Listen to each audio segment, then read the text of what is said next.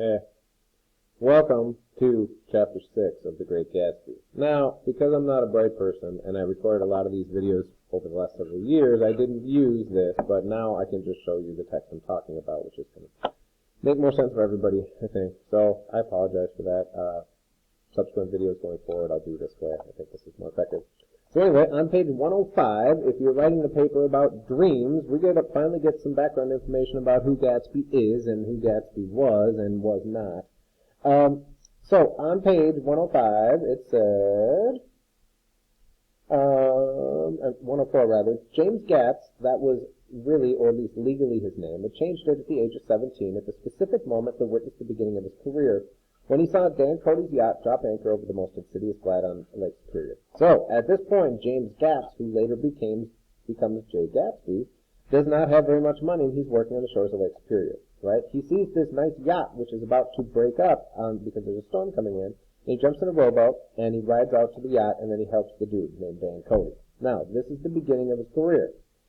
Now, I suppose he had the name ready for a long time even then. So, he went from, as I said, James Gatz to J. Gatsby. Now, I bet you can think of a lot of musicians, actors, performers, people like that, who give themselves a new name and then also take on a new identity, right? There's lots of musicians in particular who do this. And in changing his name, it allows him to become an entirely new person, right? James Gatz grew up on a farm with family members who were not very successful, and he kind of disavowed them and pretended he didn't have any family. And he then became this new person. Right? And this wasn't an accident. He'd been planning this for a long time. I suppose his parents were shiftless and unsuccessful farm people. His imagination had never really accepted them as parents at all. The truth was that J. Gatsby of West Egg, Long Island, sprang from the Platonic conception of himself. Now, a very basic philosophy lesson. Plato had this idea called the theory of forms, right? And what this idea was is that anything that you can touch, physical objects like this desk, are not true reality, but they're shadow representations of true reality which exists only in your mind, right? Now, a simple version of this is if I ask you in your mind to envision a theoretically perfect circle. Sorry, I lost my page. Sorry, I got moved to the wrong page. Bear with me, because I'm not a smart person. But I never claimed I was either, so this is a pretty fair game for that. Platonic conception, that's where we're at.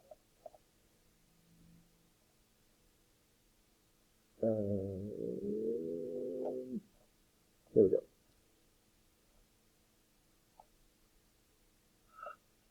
Sorry for the confusion. Page 105. Platonic conception. Now, as I said, Plato had this idea of the theory of forms, which it said that true reality does not exist in the physical world, right? If you can touch it, it's not really real. It's a shadow representation of true reality, which exists only in your mind, right? So if I ask you in your mind to envision the theoretically perfect circle, you can do it, right? But any attempt to create a theoretically perfect circle is not possible in our real physical existence that we live in, right? But in your mind you can, right? So that's the perfect version of it. Now here, what Gatsby did is he created the theoretically perfect version of himself, right? It's unattainable, but that's what he strived for, right? Now, Nick in the beginning of the book talked about he should dislike Gatsby, but Gatsby's ability to hope and to see the possibilities in life, this is the example of it, right? Even though he grew up in poverty without very much money, in his mind he created this new version of himself that he wanted to be, and then went out and did it, right? Now, most people, if you ask them at age 17 what they want to be and how they want to be when they grow up, the type of person, the type of house they live in, the type of car they drive, all those things, they might have some vague outline of, but generally the answer is I want to be happy. Gatsby laid it down to the finest detail, right? And he would spend all night dreaming. So on page 106, it said, a universe of ineffable godliness, right? So he envisions his life in the future, and it has unlimited amounts of money spent in foolish, extravagant ways. Spun itself out in his brain while the clock ticked on the washstand and the moon soaked with wet light his tangled clothes upon the floor. Each night he added to the pattern of his fancies until drowsiness closed down upon some vivid scene with an oblivious embrace. For a while, these reveries provided an outlet for his imagination. They were the satisfactory hint of the unreality of reality, the promise that the rock of the world was founded securely on a fairy's wing. The unreality of reality could be a good kind of subtitle for what the American dream is, right? Whatever reality you were born into, whether it's to a reality with a lot of money or very little money, If you make up your mind, believe in yourself, and work hard, you can change that reality, the reality you're born into, and make that an unreality, right? So you make it the way that you do not live the rest of your life because you can improve your situation and triumph socially. So in helping this wealthy dude, his name was Dan Cody, and from Dan Cody, Gatsby kind of learned what it was like to be wealthy and the way wealthy people are supposed to behave, right? And this isn't as spelled out as clearly in the book, but if you in the movie they show Dan Cody saying old sport and using phrases like that, which Gatsby picks up. If you remember in the party scene where they went to the library and Owl Eye said, figures a fella is a regular Belasco, right? But Broadway set designer. This is it, right? He's playing a role of how he wants to be seen, right? And it's not just a very wealthy person, but a very smart, sophisticated person, hence all the freshly bought books in the library, right? He wants to demonstrate that not only is he just wealthy, but he is cultured, sophisticated, and well-educated like the people of old money, like the people of these days, right? Now, going on, it said, he told me all this much later, and so this book is kind of told out of order. Once Gatsby tells Nick this story is after everything that is going to happen has already happened, right? Which is a little confusing. Anyway, then on page 109 to 111 or so, Tom and a couple of his friends, Mr. and Mrs. Sloan, show up on horseback to Gatsby's, and they talk, and Gatsby says, "I'm delighted to see you," said Gatsby, standing on his porch. "I'm delighted that you dropped in," as if they cared. These people do not like Gatsby, they do not respect Gatsby, and they view themselves as different than Gatsby, right? These people were born wealthy, and so every moment of their life has been wealthy.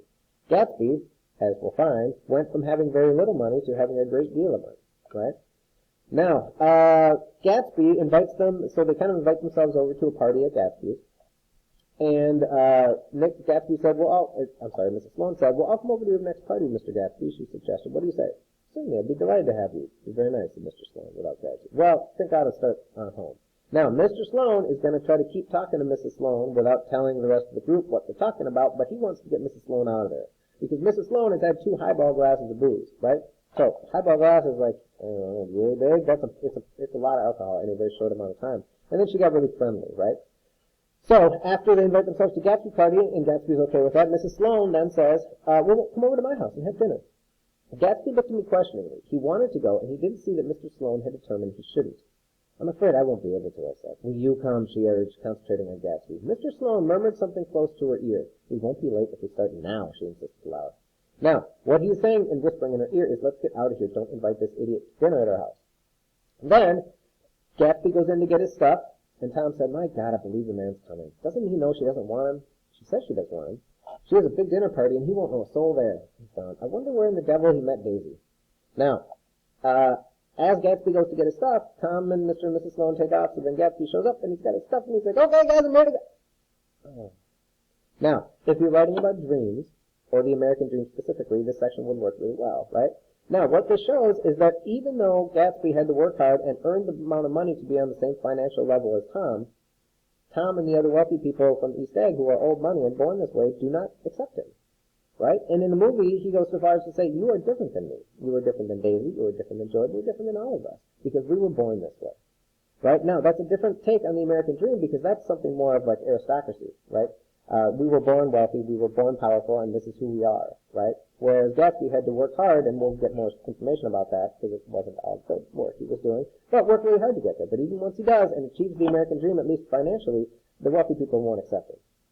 Okay? Then, at the end of this chapter, Tom and Daisy come to the first and only party of Gatsby's that they go to, and they walked around, and Tom's not happy, and Daisy's not very happy. Daisy and Gatsby kind of go out together, and Tom is left to kind of fend for himself, which makes him feel very uncomfortable, and he starts to get a little suspicious of Gatsby at this point, right? He decides he's going to do a little investigation into Gatsby's business and find out if he is as honest as Gatsby claims to be. But Gatsby, and so as Gatsby and Daisy walk around, Daisy is disgusted by what she sees, right? Now, when you go off to college someday, you may go to a college party and there may be people who drink too much and start acting in wild, annoying ways, right? At the time, that could be kind of funny or entertaining. If you get to be my age and you would go back and watch college students drink that much, it wouldn't be funny. It would be very annoying, right? And it would be kind of like grow up, people are stupid, right?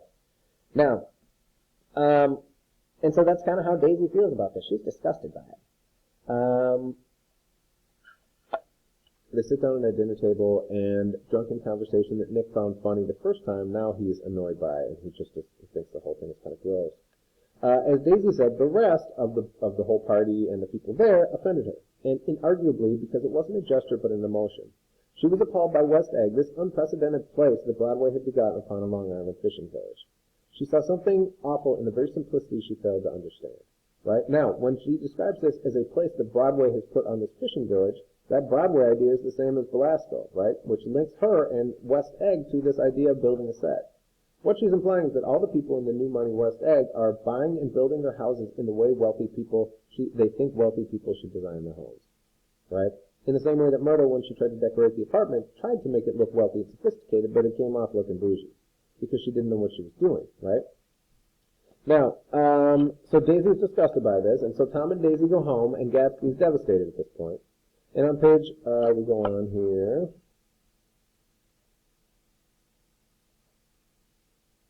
He wanted, and this is on page 118, he wanted nothing less of Daisy than she should go to Tom and say, I never loved you.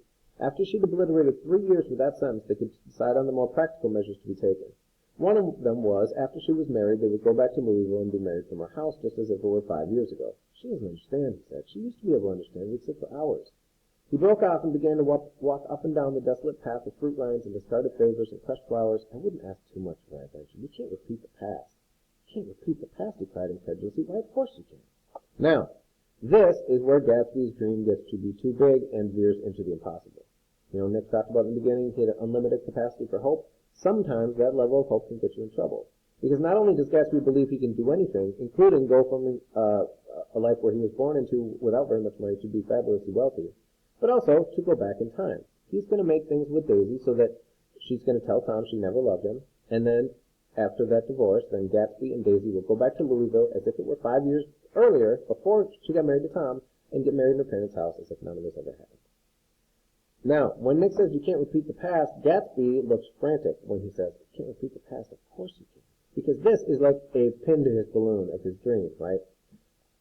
Now, then at the end of this chapter, we get a nice little flashback where Gatsby tells the story of the first time he kissed Daisy. I'm just going to read you one paragraph because I like it. His heart beat faster and faster as Daisy's white face came up to his own. He knew that when he kissed this girl and forever wed his unutterable visions to her perishable breath, his mind would never romp again like the mind of God. So we waited, listening for a moment longer to the tuning fork that had been struck upon a star, and then he kissed her. At his lips' touch, she blossomed for him like a flower, like a daisy, and the incarnation was complete. Now, this little bit at the end that said, they made no sound, for a moment, a phrase tried to take shape in my mouth, and my lips parted like a dumb man's, as though there was more struggling upon them than the wisp of startled air. But they made no sound, and what I had almost remembered was uncommunicable forever. I think, my guess, and I don't know for sure, is this is on the title page with this little snippet of the poem that said, then wear the gold hat if that will move her. If you can bounce high, bounce for her too, till she cry, lover, gold-hatted, high-bouncing lover, I must have you. Now, with that, so the guy in the poem wears fancy clothes and jumps up and down to try to get the person he loves to notice him. Gatsby's doing the same thing, right? He's not jumping up and down literally, but throwing the parties, he's spending all that money on those parties just hoping Daisy would show up. That's, I mean, on one level, incredibly romantic, also borderline stalker creepy, but nonetheless. Now, and that's it. So, thank you for watching Chapter 6. And, yeah, start reading Chapter 7. Bye.